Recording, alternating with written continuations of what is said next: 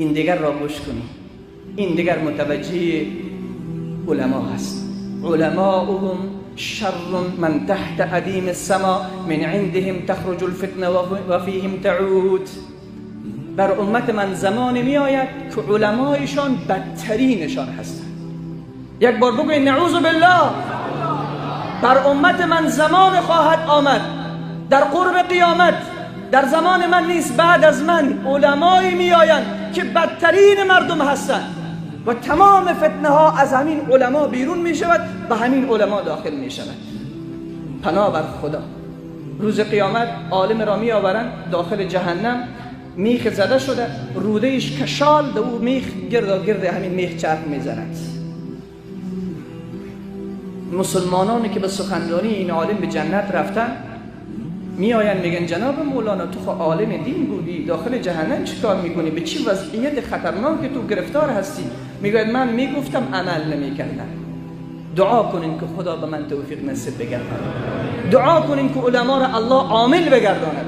البته اونهایی که عالم سو هستند، عالم هستند که به علم خود عمل نمی کنند، عالم هستند که مردم را گمراه کردند، عالم هستند که از دین خدا هیچ نمیدانند، عالمی هستند که به خاطر دنیا دین را فروختند. رسول صلی الله علیه و سلم فرمود یکی از نشانه‌های قیامت علمایشان بدترینشان هست. یک روز رسول صلی الله علیه و سلم در کتاب الزهد امام ترمذی می آورد حدیث 2383 هست. کسی به پیش حضرت ابو هریره رضی الله تعالی عنه آمد، برش فرمود که یک حدیث از رسول الله صلی الله علیه و سلم به من بیان بکن. حضرت ابو هریره رضی الله تعالی عنه فرمود من از محبوب خود رسول خدا صلی الله علیه و سلم شنیدم. وقتی این کلام از زبان ابو هریره کنده شد بیهوش به زمین افتاد. بعد از لحظات دوباره ابو هریره به هوش آمد، باز گفت من از محبوب خود رسول الله صلی الله علیه و سلم شنیدم. وقتی این سخن زبانش کنده شد باز بیهوش به زمین افتاد. مرحله سوم به هوش آمد، همین را گفت باز بیهوش شد. در مرحله چهارم فرمود من از رسول صلی الله علیه و سلم شنیدم که اولین کسانی که داخل جهنم انداخته می شوند و جهنم خاموش است، جهنم آتش شعله ور نیست، وقتی اینها را انداخته می شود شعله آتش زیاد می شود، آتش قوت می گیرد، زبانه می زند. این چه کسانی هستند؟ فرعون هست؟ نه. نمرود هست؟ نه. کافران هستند؟ نه. مشرکان هستند؟ نه. منافقین هستند؟ نه. کی است؟ اول من تسعر بهم نار جهنم.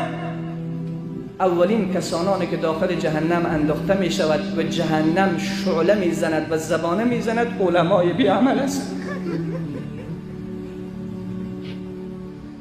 علمایی که به علم خود عمل نکردن. مردم فکر میکنن علما دیگر کلید جنت را دارند. نه عزیز من، یک گناه عالم خطرناکتر از 100 تا گناه عوام است. علمای سو هست. بعد فرمود مجاهد دوم کسی که داخل آتش جهنم انداخته می شود که شعله آتش را زیاد می کند مجاهد هست که به خاطر خدا جهاد نکردن، فقط به خاطر اینکه مردم اون را شجاع بگویند، مردم اون را دلیر بگویند، برای ریاکاران و برای اینکه مردم را خوشحال بکند جهاد کرده است. این را داخل جهنم انداخته می شود. و سوم اون سخی و سخاوتمندی که صدقه می دهد، منظورش این است که مردم اون را سخی بگویند، به خاطر خدا نیست. این از علامه های قیامت است. بعد رسول صلی الله علیه و سلم فرمود 12 از علامه قیامت خیلی جالب است. این دیگه به شما خیلی خوب وفق میکنه. الحمدلله شما مصداق همین حدیث است. پیامبر صلی الله علیه و سلم فرمود زود است که به امت من زمان می آید، زود است که به سر امت من زمان می آید که ثابت قدمی در دین، استواری در دین، دینداری کردن مثل این است که کسی کوق و آتش را به دست خود گرفته باشد. همین زمان نیست؟ من مثالهایش برایتان میگویم. رسول صلی الله علیه و سلم فرمود زمان به امت من خواهد آمد که یک جوانی که بخواهد الله و رسول را راضی بکند کل دنیا با اون دشمن است. از خانه خودش شروع. دیروز یک عزیز در موتر در کنار من بود، یک خواهر تماس کشید، پشت گوشی گریه میکرد، بسیار گریه میکرد، خیلی دلش درد داشت. گفتم چی شده خواهر؟ گفت وقتی من نماز میخوانم پدرم به من میگوید از این نماز خواندن چی سود این همه نماز میخوانی تو؟ چه درد را دوا میکند این نماز؟ گفت وقتی قرآن باز میکنم سر من تمسخر میکنن. امروز اگر یک جوان ریش میگذارد صدها نفر اون را تمسخر و توهین و تحقیر میکند که تو ملا شدی، شیخ شدی. واقعا ثابت قدمی در دین محمد صلی الله علیه و سلم در این زمان. خوشا به سعادت اون جوان، بنازم به اون جوانه که از همه طرف جز توهین و تحقیر و دشنام چیز دیگر نثارش نمی شود، ولی این مثل کو استاده است و از دین محمد صلی الله علیه و سلم و از سنت پیامبر دفاع می کنه.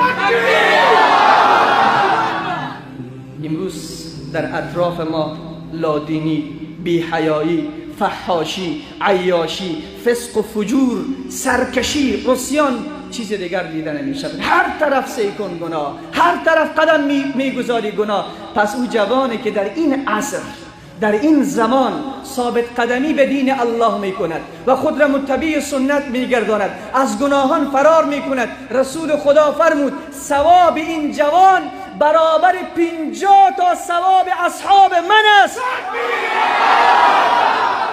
اگر 50 صحابه من عمل بکند، اون جوانی که در آخر الزمان، زمان بروز فتنه ها، وقت ثابت قدمی به دین میکند، ثواب 50 تا صحابه را برش داده میشود.